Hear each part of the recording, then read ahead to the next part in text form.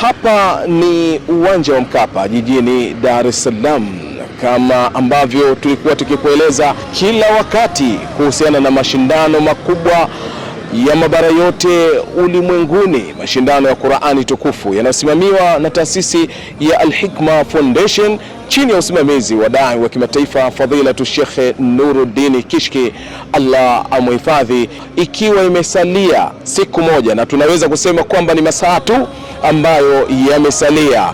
Shamra kama ambavyo wanaziona katika uwanja wa Mkapa, mambo yamenoga kweli kweli, kuashiria kwamba tayari kwa ajili ya kuingia katika mashindano yaliyokuwa yakisubiriwa kwa hamu mno. Mimi na wewe ni namna gani tumejipanga kwa namna yoyote ile kuhakikisha kwamba tunaweza kuhudhuria katika eneo hili ambalo ni adim maalum. Takriban washiriki 18 kutoka katika mabara yote wataweza kuminyana katika kumtafuta mshindi namba moja na washindi watakaofuata katika kusoma kitabu cha Allah subhanahu wa ta'ala. Al-Mubajjal TV imeweza kutia nanga kutoka jijini Tanga kuweza kuhakikisha kwamba inakuletea yote ambayo yataweza kujiri bimashiatillahi azza wa jalla katika mashindano haya makubwa kweli kweli ya mabara yote. Tutakuwa hatukuachi hata kidogo kwa kila ambacho kinajiri.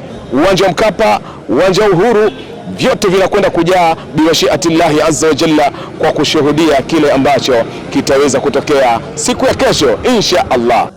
Unaangalia Al-Mubajjal TV Tanzania, chemchemu ya elimu.